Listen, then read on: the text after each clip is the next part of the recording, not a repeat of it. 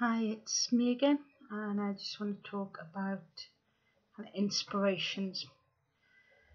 I read a lot, and I watch a lot of horror films, so I'm always on the lookout for inspiration.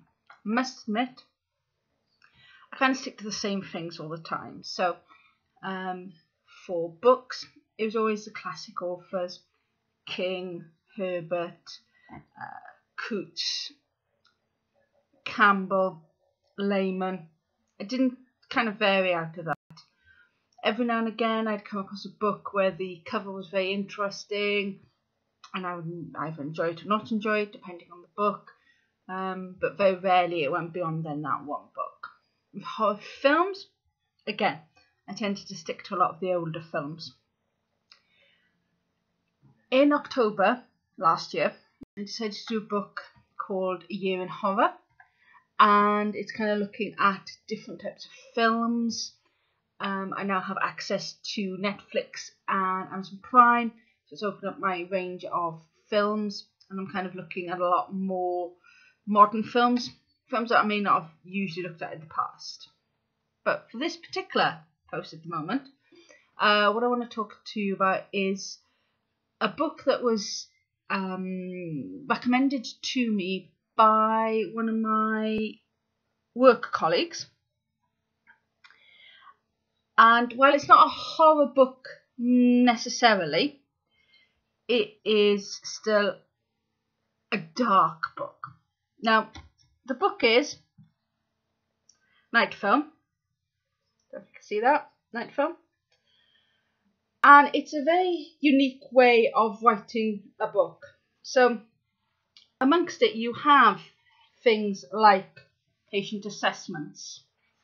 You also have pages from the internet, and you have kind of news articles and the such like statuses and things like that. This isn't the first book to write like this.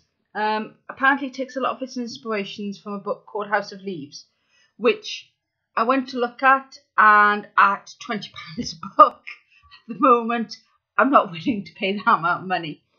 But this, the way that it's written, is intriguing.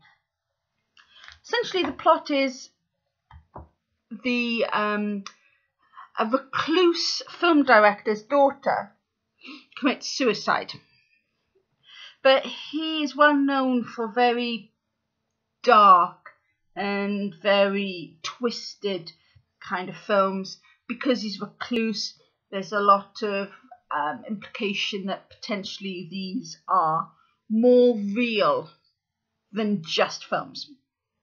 And there's this one bloke's obsession with this said film director, especially after his daughter allegedly, or maybe, commits suicide. It's a dark look into two things. One, our obsession with films, but two, our obsession for truth. And what is truth? I mean, the truth to the film director is probably not the same truth as to the reporter that becomes obsessed with him. What I love about this book is, like I said, the style of it, how the story is intermingled with things from other sources. So it isn't just the story. It looks at other things as well to pad out the story. And I like this idea so much that I'm looking into incorporating it more in one of my anthologies. So even before I'd read this book, one of the short stories that I've done for the anthology called Horror as a Man ends with news reports, newspaper articles. So I'd already kind of looked at that as part of my story. This story is going to be more interwoven like it is within the book. The second one, short story, is more about film footage being found or projected onto this bloke's television screen. He has no idea what's going on, but he sees things that he shouldn't see.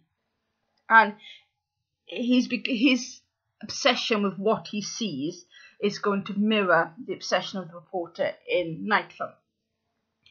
Again, by the end of the book, though, you don't know, or the end of the short story in my case, what the truth is. And hopefully I can pull it off as well as, sorry, I'm hopeless of names, as that lady did. I'm not going to try and pronounce your name, sorry.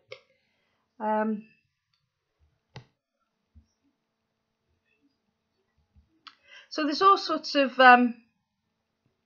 ideas on where I get them from, and like I said, hopefully with this book I'm going to get the short story in there with these kind of interwoven ideas of using internet stories, kind of news reports, pathological reports, things like that. So hopefully when that anthology comes about, you'll enjoy it, and that's all for now.